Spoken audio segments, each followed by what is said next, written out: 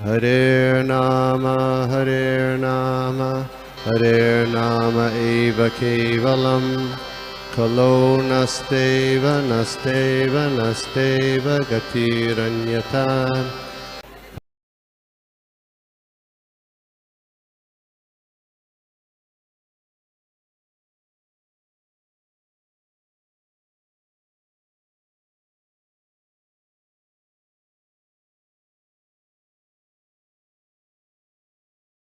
तो सभी का स्वागत है आज के इस साधु संघ ऑनलाइन सत्र में, जो इस्कॉन के अंतर्गत है, अंतरराष्ट्रीय कृष्णा भावना भारत संघ। और आज हम लोग देखने वाले हैं श्रीमद् भागवतम का तीसरा स्कंद, अध्याय 14, जिसका नाम है द्वितीय का संध्या के समय गर्भ धारण। और आज हम देखेंगे श्लोका नंबर 32। मेरा आवाज क्लियर है सभी को? Yes Prabhu. Okay, thank you.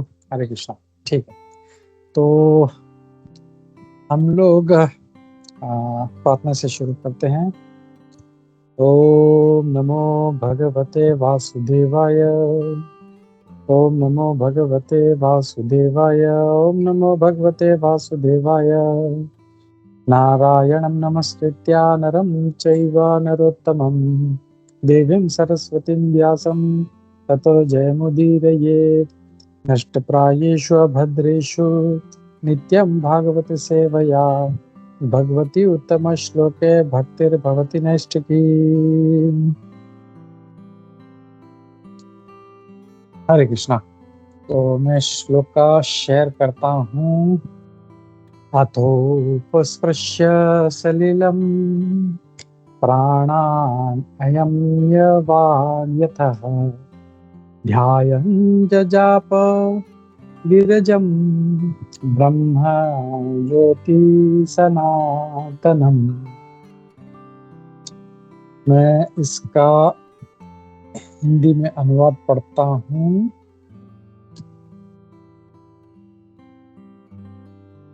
तत्पश्चात उस ब्राह्मण ने जल में स्नान किया और समाधि में नित्य तेज का ध्यान करते हुए तथा मुख के भीतर पवित्र गायत्री मंत्र का जाप करते हुए अपनी वाणी को वश में किया।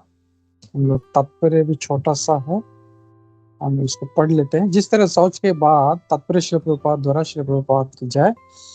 जिस तरह शौच के बाद मनुष्य स्नान करता है, उसी तरह विशेष रूप से निषिद्ध समय पर संभोग करने के बाद मार्जन करना पड़ता है। कश्यप मुनि ने अपने मुख के भीतर गायत्री मंत्र का जाप करते हुए निर्विशेष ब्रह्म ज्योति का ध्यान किया। जब वैदिक मंत्र का उच्चारण मुख के भीतर किया जाए ताकि केवल जापक ही सुन सके तो इसे जप कहते हैं, किंतु जब ऐसे मंत्रों का उच्च स्वर में उच्चारण किया जाता है तो वह कीर्तन कहलाता है। हरे कृष्णा कृष्ण कृष्ण हरे हरे, हरे राम राम राम हरे हरे। इस वैदिक मंत्र को अपने मन में धीमे धीमे अथवा जोर जोर से उच्चारित किया जा सकता है, इसलिए यह महामंत्र कहलाता है। कश्यप मुनि निर्विशेषवादी प्रतीत होते हैं। जैसे कि पहले उल्लेख किया जा चुका है, ठाकुर हरिदास से उनके चरित्र की तुलना करने पर यह स्पष्ट हो जाता है कि एक सगुणवादी इंद्रिय निग्रह में निर्विशेषवादी से अधिक प्रबल होता है। भगवद गीता में इसकी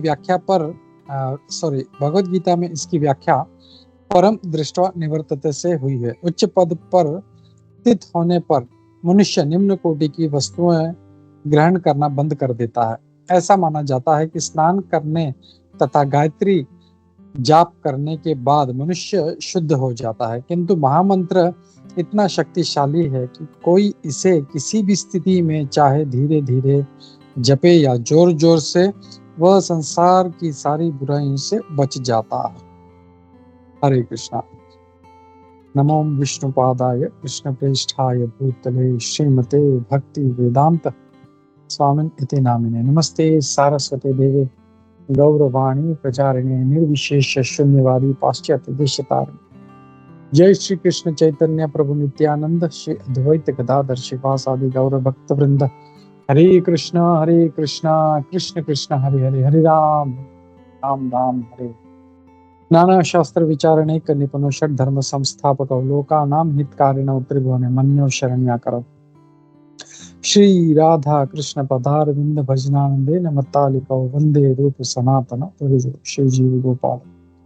सर्वस्य चाहं हृदि सन्निविष्टो मत्तः स्मृतिर्ज्ञानम् अपोहनं च वेदैश्च सर्वैकां विदो वेदान्तकृत वेद विदेव चाहम्। मूकं करोति वाचालं पंगुं लंघयते गिरिं यत्कृपातमहं वन्दे श्रीगुरुदीनतारिणं परमानन्दमाधवं श्री चैतन्य ईश्वरम्। हरे कृष्णा। फिर से सभी का स्वागत है हमारे आज के साधु संत ऑनलाइन सत्र में। और आज हम लोग देख रहे हैं तीसरे स्कंद के 14वें अध्याय का श्लोक नंबर 32। तो जैसे हमने अभी तक देखा कि कैसे अदिति माता जो है वो कश्यप मुनि को प्रभावित कर रही थी उनको गर्भ धारण करने के लिए। और हमने देखा कि कैसे वो, फिर हमने कल तक देखा था कि कैसे वो अपना वो कार्य करते हैं। अब उसके पश्चात क्या हुआ हम देखते हैं। तो यहाँ पे आज के श्लोक में कहा गया इनका वो कार्य होने के पश्चात उन्होंने स्नान किया, गायत्री का जप किया और भगवान का जो ध्यान करते हैं उन्होंने भगवान का नहीं, यहाँ पे हम लोग तात्पर्य स्वरूपा जी बोलते हैं कि वो निर्विशेषवादी थे, तो उन्होंने ब्रह्म ज्योति का ध्यान करते हुए उन्होंने गायत्री का जप किया। तो आज कुछ चीजें इसमें जो है हम कुछ चीजों पे हम लोग थोड़ा सा ध्यान देते, बेसिक चीजें हैं हम लोगों के लिए। तो एक भक्त के लिए ये स्वाभाविक है, लेकिन हम लोग जैसे बोलते हैं कि कुछ चीजें हम लोग को बार बार रिपीट करती रहनी चाहिए, और रिपीट करते रहेंगे तो वो हमारे अच्छे से ध्यान में रहती है हमारे। तो यहाँ पे प्रभुपाद शुरू करते ही हैं स्नान से। स्नान जो है एक बहुत ही साधारण कार्य है, और खास करके हम जो वैदिक संस्कृति से हैं या सनातन धर्म से हैं या आजकल जो सो कॉल्ड हिंदू कहते हैं कि हमारे लिए स्वाभाविक है नहाना, यानी ऐसा कोई ये नहीं। लेकिन अब कलयुग का प्रभाव इतना बढ़ गया है कि लोग स्नान करने को भी मतलब एक बड़ा कार्य समझते हैं। कुछ जो है कुछ लोग जो बहुत तमोगुणी हैं वो हफ्ते बाद नहाते हैं, और बस उनको लगता है थोड़ा सा सेंट मार लिया और मुंह पे पानी मार लिया और तो हो गया। तो ऐसे नहीं होना चाहिए। स्नान जो है हमारे जो मनुष्य समाज का एक अविभाज्य अंग है। इसको मतलब सुबह उठते ही, और ऐसे नहीं कि जब मन किया अरे थोड़ा सा चाय पिया, नाश्ता किया, खाना खाया और उसके बाद मन किया तो फिर स्नान किया, वैसे नहीं। इसके कुछ रूल्स एंड रेगुलेशंस हैं। स्नान कैसे करना चाहिए और कब करना चाहिए, ये कुछ चीजों पे हम लोग थोड़ा सा आज हम लोग इसको फोकस करते हैं हम लोग। तो कोई बता सकता है कि क्या क्या चीजें करने पर स्नान करनी चाहिए? Can anybody share? यस प्रतिभा माता जी। सुबह उठने के बाद तो हम लोग करते ही है, लेकिन शौच में जाने के बाद फिर फिर अभी आजकल बाहर प्रादुर्भाव ज्यादा हो गया है, तो मार्केट जाने के बाद भी कोई करते हैं मतलब ऐसे पसीना आता है तो उसके वजह से। Very good, yes, thank you माता। जया? प्रभु जी शौच के बाद, या शौच के बाद माता जी ने बोल दिया, शौच के बाद और कुछ? यस मंजेश्वरी? जैसे चीता की अगर धुआं लगता है या चीता देखते हैं उसके पास जाते हैं कोई, उसके बाद भी स्नान करना है। और जब पति पत्नी का मिलन होता है तो उसके बाद भी स्नान कर। या चीता यानी जो क्रेमेटोरियम यानी शमशान में हम लोग जब जाते हैं तो उसके बाद भी नहाना बहुत जरूरी है। कुछ लोग सिर्फ हाथ पांव धो के फिर वापस कहीं पे ऑफिस निकल जाते हैं, वैसे नहीं है। अगर एक बार शमशान घाट गए तो पक्का वो कपड़ों के सहित नहाना चाहिए हम लोगों को। विद मतलब इतना अशुद्ध हो जाता है कि इवन वो जो कपड़े हैं वो कपड़ों के साथ नहा के फिर वो धो के उसको साइड में रखना चाहिए। तो देयर आर लॉट। और कोई शेयर करना चाहेगा any other things they want to? बहुत सारी चीजें हैं जिसके बाद नहाना चाहिए। आई नो ये शायद बहुत लोगों को ध्यान नहीं हो, या तो रिपीट कर लेंगे हम लोग।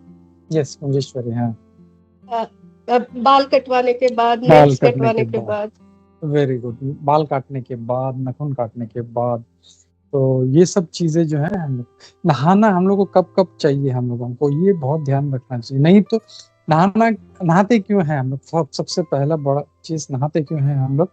क्योंकि हम लोग अशुद्ध हो जाते हैं, और उस अशुद्ध अवस्था में हम लोग दिन भर नहीं रह सकते। इसके लिए सबसे पहले जो क्या करते हैं, जैसे उठते हैं, शौच जाते हैं, उठने के बाद या बीच में भी अगर कोई सो रहा है, उसने मतलब एक लिमिट है, आई थिंक एक मुहूर्त तक, 45 मिनट्स 48 मिनट्स तक अगर उसके अंदर सो रहा है तो वो अगर नहीं नहाए तो चलता है। लेकिन उससे ज्यादा नहा अगर सोया है, मोर देन 1 मुहूर्त, 1 घंटे तक सोता है, तो उसको नहाना जरूरी है। He has to take a bath. उठने के बाद, शौच जाने के बाद, नाखून काटने के बाद। कुछ लोग सोचते हैं क्या नाखून काट लिया तो क्या होगा? नहीं, नाखून काटने के बाद भी शास्त्रों में कहा गया नाखून काटने के बाद नहाना चाहिए। बाल काटने पर नहाना चाहिए। बाल काटते हैं तो मतलब कुछ लोग सोचते हैं शेविंग कर लिया, नहाने की जरूरत नहीं, वो भी बाल ही है। इवन शेविंग के बाद जो है वो नहाना चाहिए। फिर जैसे कुंजेश्वरी ने कहा, अगर हम लोग शमशान जाते हैं, कोई चिता देख लिया, तो उसके बाद हम लोग को नहाना चाहिए। फिर हम लोग रास्ते, प्रभुपाद जी भी इसको कहते, कभी कभी हम लोग जब चलते हैं रास्ते पे तो स्टूल जो है वो, या कोई ऐसा निषिद्ध चीज है, वस्तु है, उसको हमारा पाँव लग जाता है, किसी का मतलब मल में पाँव लग गया, तो he has to take a bath. So after passing stool जो है उसको नहाना बहुत जरूरी है। इवन अगर कोई मृतदेह अगर देख भी लिया है तो भी उसको नहाना चाहिए। ये सारा शास्त्रों में हमारा वर्णन है। तो ये जो है आजकल कलयुग के प्रभाव के कारण ये सब चीजें तो जो है बहुत ही, लेकिन एक साधारण जो चीज है मतलब जो है वो बिल्कुल नहीं हो रहा। फिर संभोग के बाद भी नहाना चाहिए। जैसे अभी हम देख रहे हैं कि जैसे कश्यप मुनि ने किया, वो तो संध्या का समय था। कोई बोल सकता है अरे मैं तो सुबह नहा लिया, तो आप क्या नहाने के लिए? नहीं, संभोग के बाद में भी उन्होंने क्या किया, तुरंत वो नहा लिए वो भी। तो ऐसा जो भी कार्य है जिसमें हम अशुद्ध होते हैं, उसके बाद तुरंत तत्पश्चात हम लोगों को नहाना अनिवार्य है। और इसमें जो सेकंड इनिशिएटेड है उनके लिए ये बहुत ज़रूरी है कि जब वो नहाते हैं, स्टूल पास करते हैं, यूरिन पास करते हैं, यानी मल विसर्जन, मूत्र विसर्जन करते हैं, तो अपना जो यज्ञोपवीत है, जो धागा है जनेऊ, वो अपने कान पे, राइट ईयर पे वो बांध लेते हैं, और उसके बाद वो काट, नहीं तो वो धागा जो है, वो जनेऊ है, वो अशुद्ध हो जाता है। तो सेकंड इनिशिएट के लिए बहुत ज़रूरी है कि वो अपना यज्ञोपवीत जनेऊ जो है अपने राइट कान पे उसको धारण करना चाहिए। उसका मैंने बहुत पहले एक कारण ये भी सुना था कि एक्चुअली राइट कान में ऐसा कुछ मेरे को याद नहीं आ रहा, एक बहुत ही सीनियर डिवोटी से सुना था कि यहाँ पे गंगा वास करती है, और इसके लिए हम लोग जो है अशुद्ध जगह पे जा रहे हैं, हम लोग टॉयलेट में जा रहे हैं या किसी अशुद्ध जगह पे जा रहे हैं, तो हम ये जो है हम गंगा को हम लोग अर्पित करते हैं, भाई आप जो है इसको शुद्ध रखो करके। और इसके बाद में फिर मल विसर्जन, मूत्र विसर्जन करके फिर जो है बाकी जो भी है, और उसके बाद फिर आके फिर नहा के वो अपना कार्य करते हैं बाकी का। तो प्रभुपाद जी एक बहुत ही इम्पोर्टेंट बात बोलते हैं कि morning bath is compulsory for all. हर किसी को, ऐसा नहीं है कि ये कोई इसमें से वर्जित है, चट्टी की ये नहीं, एक्सेप्ट फॉर दोस्त जो बीमार हैं, दोज हु आर इल, उनका तबीयत ठीक नहीं है, उनको एक्सेप्शन है कि वो नहीं नहाए तो चलेगा। बट उसके अलावा everybody must take a bath. और यहाँ पे इस्कॉन डिजायर ट्री पे बहुत अच्छा इसके ऊपर आर्टिकल है कि कैसे नहाना आजकल जो है एक ऐसे एक साधारण कार्य हो गया है, लेकिन हमारे शास्त्र के हिसाब से ये जो है बहुत ही एक सेक्रेड एक्ट है। ये मतलब बहुत ही बोलते हैं पूजनीय काम है ये नहाना। मतलब जैसे मूवीज में दिखा रहे हैं हीरो नहा रहा है, हीरोइन नहा रही है, नल चालू कर रहे हैं बस, तो वैसा नहीं है। This is a very very sacred act. जैसे हम लोग पूजा के लिए बैठते हैं तो कैसा मन पवित्र होना चाहिए हमारा, वैसे इवन फॉर टेकिंग बाथ जो है इट्स अ सीक्रेट एक्ट।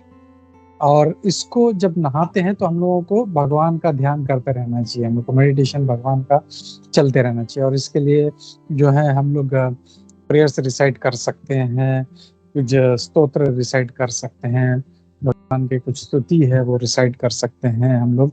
ये सब जो है हम लोग को करते रहना चाहिए नहाते वक्त। ऐसा नहीं कि वो नहा रहा है और कुछ भी सोच रहा है भैया तो बस ऐसे नहीं, वैसे नहीं।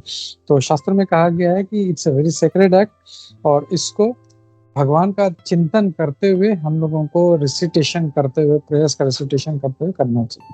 तो इवन जो है जैसे ओम अपवित्र पवित्र वा, ये जो मंत्र है सर्वावस्थां भूतोऽपूर्वा, ये मंत्र बोलते हुए जो है हम लोगों को स्नान कर सकते हैं। फिर परम पूज्य जय पताका महाराज जी कहते हैं कि हर हर गंगे हर हर गंगे हर हर गंगे, ऐसा 3 बार जो है हम लोग बोलने से गंगा में स्नान करने का हम लोगों को फल मिलता है। फिर जो गंगे च यमुने चैव गोदावरी सरस्वती नर्मदे सिंधु कावेरी जलेस्मिन् सन्निधिं कुरु, यानी सारे जो 7 नदियां हैं उसका आह्वान करते हुए हम लोगों को नहाना चाहिए ताकि हम लोग शुद्ध हों। तो नहाना जो है it is not just putting water, हम लोग जो है बॉडी क्लीन कर रहे हैं। And in Vedic times it was also to clean our जो है कॉन्शियसनेस। जब नहाते थे तो हम लोग ये जो है ऐसा, लेकिन आजकल जो मूवीज में बॉलीवुड हॉलीवुड के मूवीज में ऐसा दिखाते हैं तो दैट एकदम मतलब एकदम ऐसा कुछ साधारण कार्य हो गया है वो। तो ये जो है अब नहाना जो है कैसे चाहिए हम लोगों को, इसके लिए भी इंस्ट्रक्शंस है कैसे नहाना चाहिए। हम लोगों को कभी भी पूर्ण नग्न होकर नहीं नहाना चाहिए, ये भी लोग बहुत ध्यान रखना चाहिए।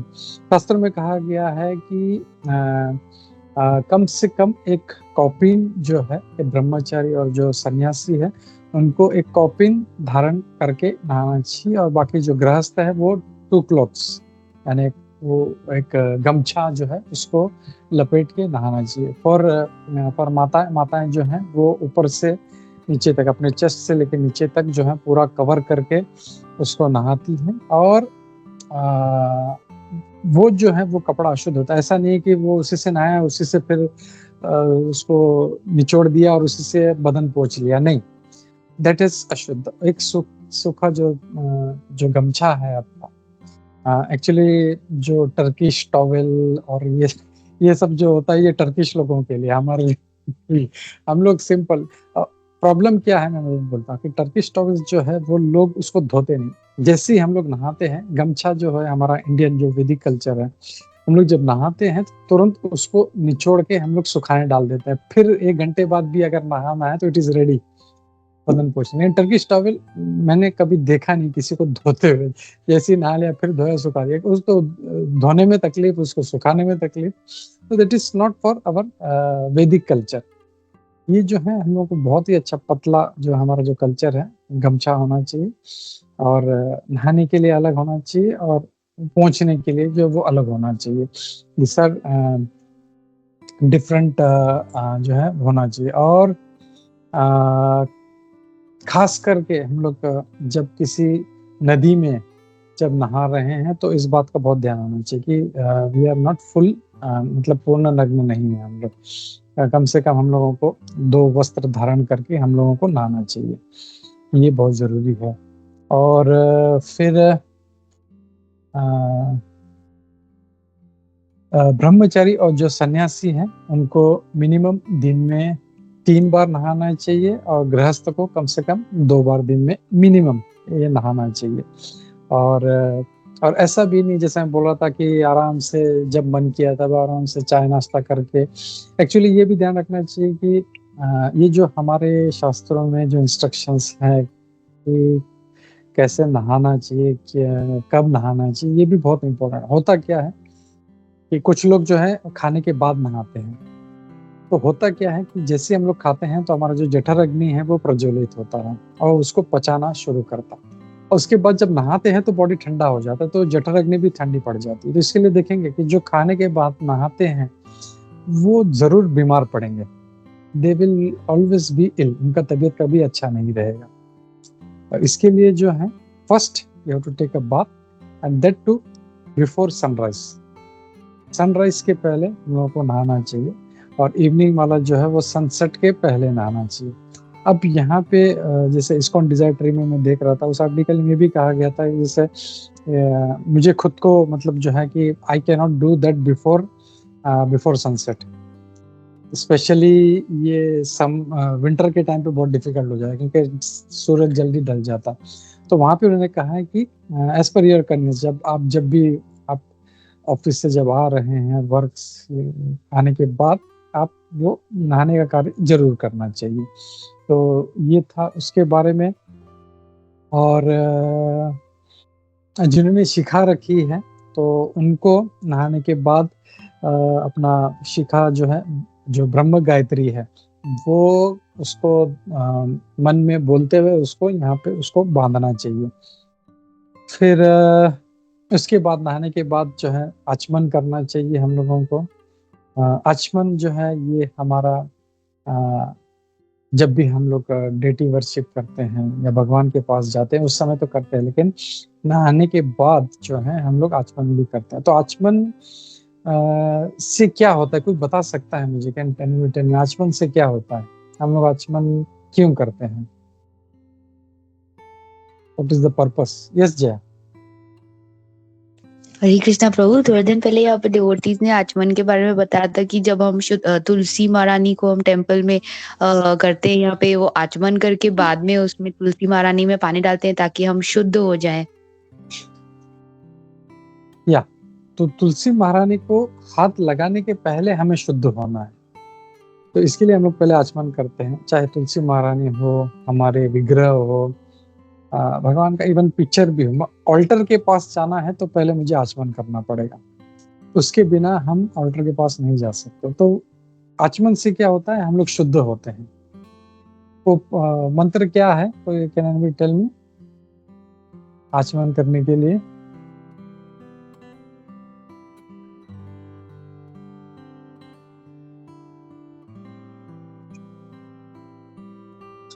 कोई आचमन करता नहीं है लगता है। Okay, I will tell. Prabhu ji, yes mata ji. केशवान माँ, माधवान माँ, नारायण माँ। हाँ, ये वाला जो है ये सिंपल वाला मंत्र है ये। लेकिन हम लोग ओम अपवित्रः पवित्रो वा सर्व अवस्थां गतोपि वा यः स्मरेत् पुंडरीकाक्षं स बाह्याभ्य अंतर शुचिः। तो वो क्या है, जब पुंडरीकाक्षम, जो पुंडरिक यानी लोटस आई है भगवान कृष्ण, उनका स्मरित पुंडरीकाक्षम, हम जब उनका स्मरण करते हैं पुंडरीकाक्षम, बाह्याभ्य अंतर, बाहर से और अंदर से शुद्धि करते हैं। नहाने से सिर्फ क्या होता है, हम लोग एक्सटर्नली हमारा बॉडी जो है वो शुद्ध होता है, लेकिन आचमन करने से जो है हम लोग इवन इंटरनली हमारा जो चेतना है वो शुद्ध हो जाता है। और भगवान के पास जाने के पास या मंदिर हमारा ऑल्टर के पास जाने के पहले हम लोगों को ये दोनों क्लीनलीनेस, इंटरनली और एक्सटर्नली, दोनों का जो क्लीनलीनेस है बहुत जरूरी है हम लोगों को, और इसके लिए हम लोग को आचमन करना चाहिए हम लोगों को। It is a very very must कि हम लोग मंदिर के पास जाने के पहले आचमन जरूर करें, और फिर उसके तत्पश्चात हमारा जो भी हम लोग को, और ऐसा नहीं कि एक बार सुबह आचमन कर लिया तो हमें दिन भर जो है कभी भी नहीं, जितना बार हम लोग भगवान के पास जा रहे हैं उतना बार आचमन करना पड़ेगा। फिर हम लोग कुछ छोड़ के आ गए, क्योंकि कहीं पे भी अशुद्धता हो सकती है। हमने फिर रखा, फिर गए कहीं पे, और कुछ भी हो सकता है, कहीं पे भी अशुद्धि हो सकती है, हम लोग अशुद्ध हो सकते हैं। इसके लिए एवरी टाइम हम लोग जब भी भगवान के पास, ऑल्टर के पास जाएं, हम लोगों को आचमन जरूर करना चाहिए। तो ये हो गया इसके लिए। और फिर यहाँ पे ये तो हो गया इसके बारे में। मैं सोचा थोड़ा सा जो स्नान जो है आजकल जिसको बहुत ही लाइट लिया जा रहा है, इवन मैं अमोघ लीला प्रभु का कल परसों लेक्चर सुन रहा था, उसमें भी बोलता है कि मतलब लोगों ने नहाना ही छोड़ दिया है। मतलब थोड़ा सा ऐसा, मतलब छींटे मार लेते हैं और एक्स लगा लिया, एक्स डियोस, उनको लगता है हम लोग फ्रेश हो गए। बोले ऐसा नहीं है, एक्स से कुछ नहीं होगा। तो फॉर एवरी वैदिक पर्सन जो शुद्ध रहना चाहता है, अब शुद्ध क्यों रहना चाहता है ये भी हम लोग को समझना चाहिए। अगर हम लोग अशुद्ध रहेंगे तो जो नेगेटिव एनर्जीज हैं ये हम पे काम करेंगे, तमोगुण हम पे काम करेगा और वो हमको नीचे लेके जाएगा भक्ति में। इसीलिए देखते हैं जो स्पिरिचुअली जो हाई है, जो मतलब जो जिसका चेतना हमेशा रहता है, वो क्यों रहता है? क्योंकि वो शुद्धि जो है अपनी बना के रखता है। अगर वो अशुद्ध रहेगा, अशुद्ध काम करेगा, अशुद्धता में मतलब वैसे ही वो वो तमोगुण उसका बढ़ता जाएगा और वो भक्ति में नीचे जाएगा। उसको कोई कितना भी समझाओ फिर उसको समझ में नहीं आता। उसको तमोगुणी व्यक्ति को हम एक चीज 10 बार भी बोले, he is not going to take it. लेकिन वही एक जो थोड़ा सा जो सत्व गुण के तरफ है, उसको कोई एक बार बोल दो तो इमीडिएटली, इवन कुछ लोगों को तो बोलने की जगह इमीडिएटली किसी को देख लेते, अरे ये प्रभु ने ये क्या कर रहे हैं, तो बोलते हैं आचमन करे, प्रभु मुझे बताओ ये क्या करना है, कैसे। ये सम आर सो इंटेलिजेंट, वो देख के सीख जाते हैं। कुछ लोग हैं जैसे वो तमोगुणी जो है, कितना बार हमको आचमन करना चाहिए, ये करना है, वो नहीं, उनको समझ में नहीं आएगा कि अरे छोड़ो यार क्या जरूरी है भैया, सुबह तो कर लिया था ना आचमन। तो वैसे नहीं है। तो हमारा कॉन्शियसनेस, अगर हम लोग को भक्ति में आगे बढ़ना है तो कॉन्शियसनेस जो है हाई रखना बहुत जरूरी है। वो अगर नीचे जाएगा तो हम लोग न जप कर पाएंगे, हम लोग ना भागवतम समझ पाएंगे, ना भागवतम पढ़ पाएंगे, हम लोग ना भगवान का पूजा पाठ कर पाएंगे हम लोग। इसके लिए जो हमेशा जो भक्ति की तरफ इंक्लाइन रहते हैं, दे आर ऑलवेज जो है थोड़ा सा शुद्धिता का पालन करते हैं। जो अशुद्ध लोग हैं, जो ज्यादा सोते हैं या ज्यादा तमोगुण में रहते हैं, उनको अब देखो कितना भी आप भागवतम के बारे में बताओ, शास्त्रों के बारे में बताओ, उनको समझ में नहीं आता। वो कभी नहीं लेते हैं उनके इंस्ट्रक्शंस को, वो सुनते हैं, हाँ करते हैं, फिर छोड़ देते हैं। So that is why, because तमोगुणा, वो उनका तमोगुण उनके ऊपर एक्ट हो रहा है। तो they should come out of it. ये एक बहुत बड़ा जो है एक उनके लिए चैलेंज है कि तमोगुण से बाहर, और इसके लिए शुद्धि बना के रखना बहुत जरूरी। नहीं तो अशुद्ध लोग ऐसे जब बाहर भी जाएंगे तो फिर नेगेटिव एनर्जीज हैं वो भी उनके ऊपर जल्दी तुरंत उनको पकड़ ले। एक स्पिरिचुअली जो जैसे हम देखते हैं प्रभुपाद जी, जब उनको पता चला कि एक जगह पे वहां पे एक पिशाच, भूत पिशाच रहता है, प्रभुपाद जी वहां पे गए, बोला वो बंगला मुझे दे, मैं खरीद लेता हूँ वो, और उन्होंने लिया, वहां पे जाके उन्होंने जप किया। वो जो पिशाच था, भूत था, वो बहुत उनको डराने का प्रयास किया, बट प्रभुपाद स्पिरिचुअल पर्सन, वो इतना जप किया कि वो जो है वो नमस्कार करके चला गया। और वही जो एक तमोगुणी व्यक्ति है, वो न चाहते हुए भी वो जो है, जो भी ऐसी जो प्रेतात्मा है या नेगेटिव एनर्जी, तुरंत उसको जकड़ लेगी उसको।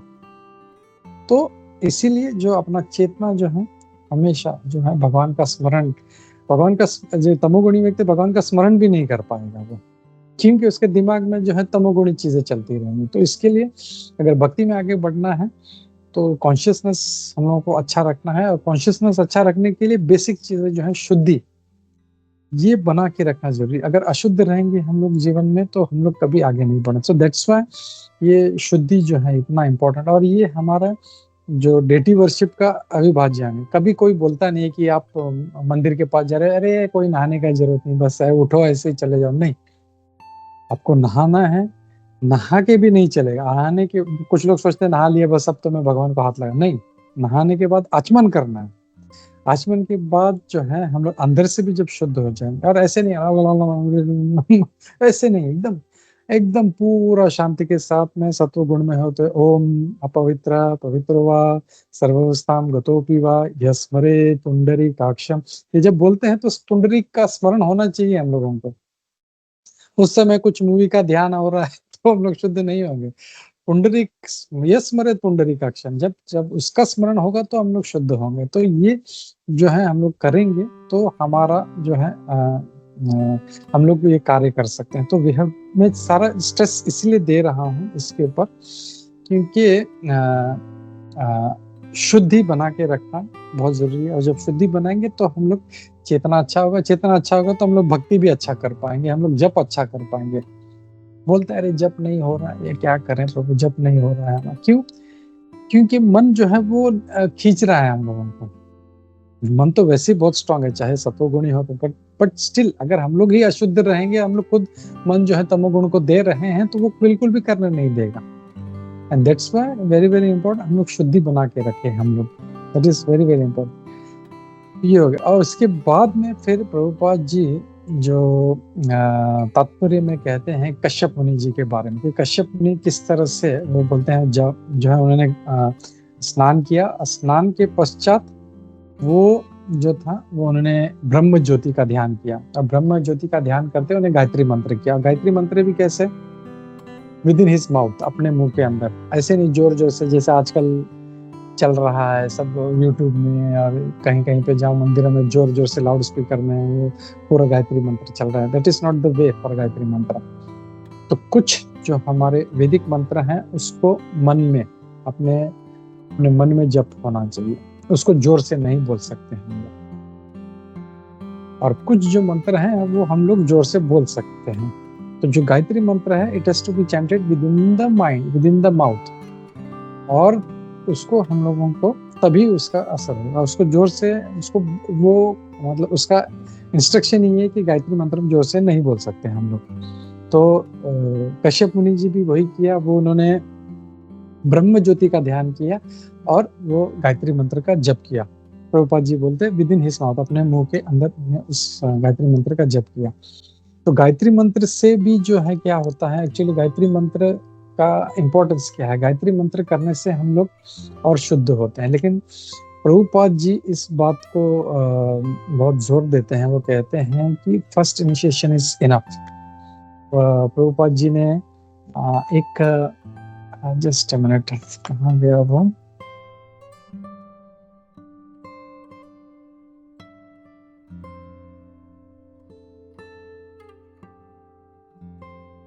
आई थिंक मेरे पास नहीं है अभी, लेकिन प्रभुपाद जी का एक रूम कन्वर्सेशन है जहाँ पे एक व्यक्ति आके उनको पूछता है।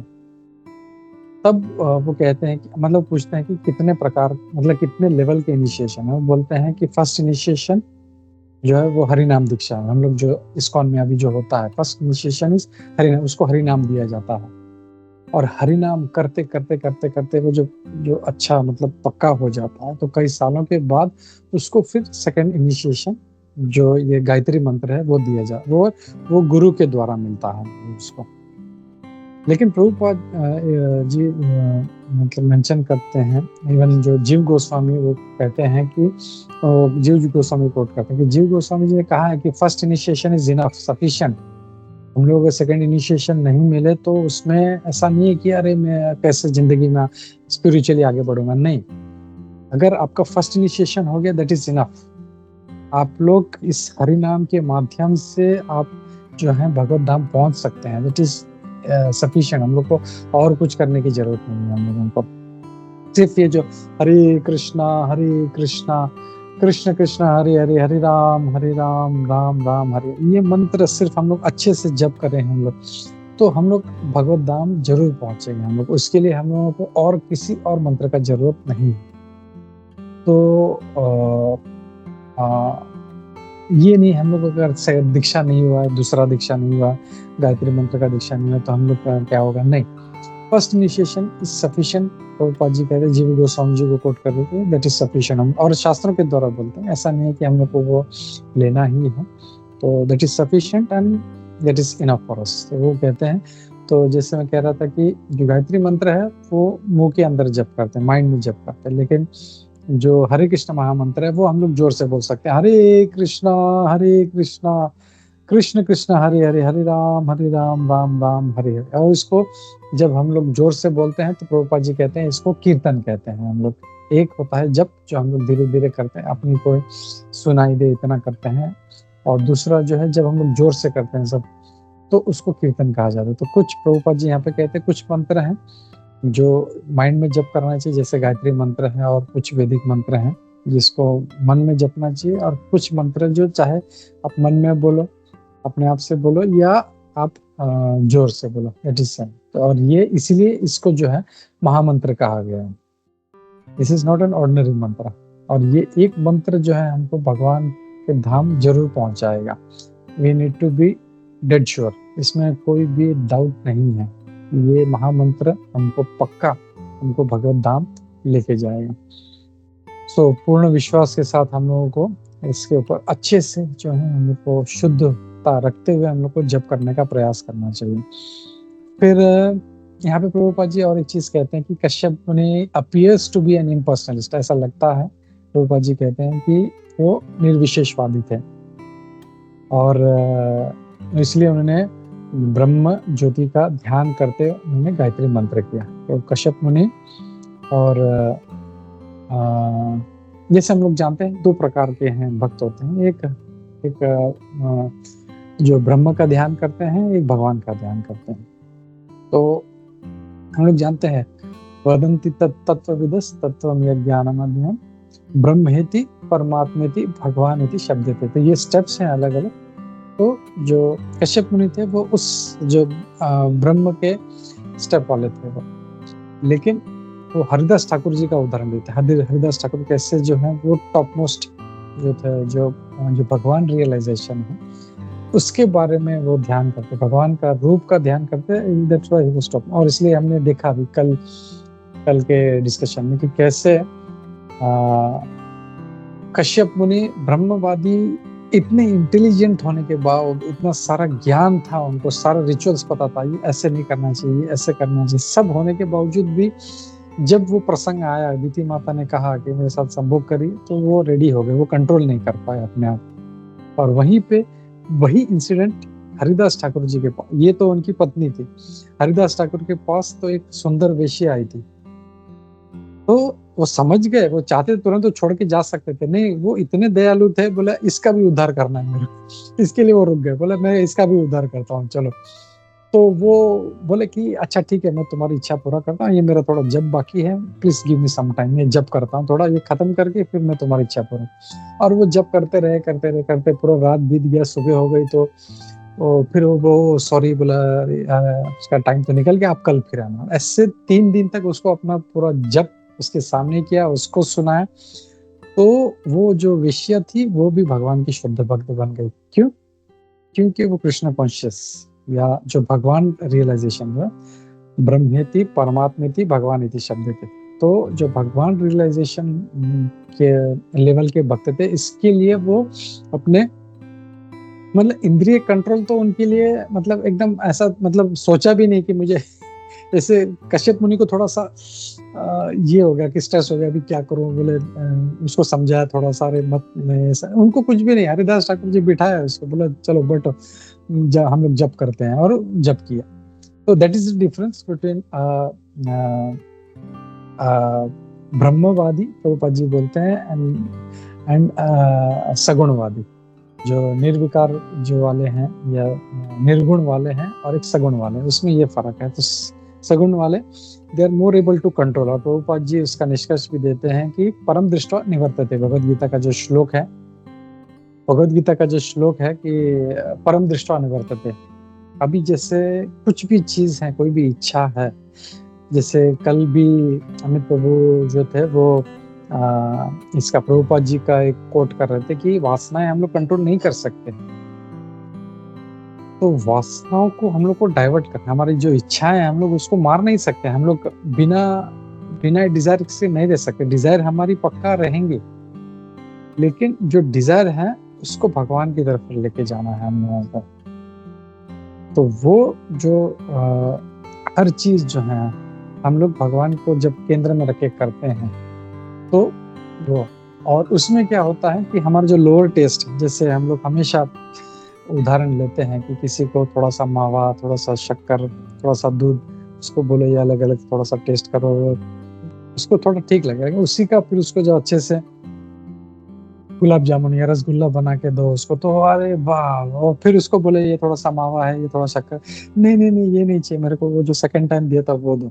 तो वैसे ही लोअर टेस्ट जो है धीरे धीरे अपने आप छूट जाता है जब वो ऊपर का टेस्ट मिलता है। तो वैसे ही हरि नाम का टेस्ट मिलेगा। फिर हम लोग देखते हैं इवन जो हिपीज थे वो नशे में रहना चाहते थे, क्यों? क्योंकि वो त्रस्त हो गए थे दुनिया से, सब जगह पे क्राइम और ये वो, बोले इससे अच्छा ये सब छोड़ो, अपना नशे में रहो, बस दुनिया का कोई परवाह नहीं, दुनिया से कोई लेना देना नहीं है हमको। लेकिन वही जो उनको टेस्ट मिल गया था, लेकिन वही प्रभुपाद जी ने बोला मैं तुम्हें जो है इससे भी बड़ा मैं तुमको ड्रग्स देता हूँ। तो सारे खुश, अरे इससे मतलब इससे भी खतरनाक ड्रग्स है? बोला हाँ है, एक बहुत जबरदस्त ड्रग्स है वो तुमको देता हूँ। बोला क्या है? बोला आ जाओ।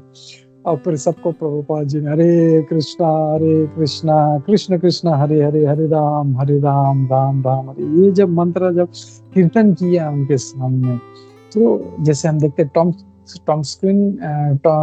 टॉम्स्किन स्क्वायर पार्क में जो कीर्तन हुआ, you must see that video, देखना चाहिए।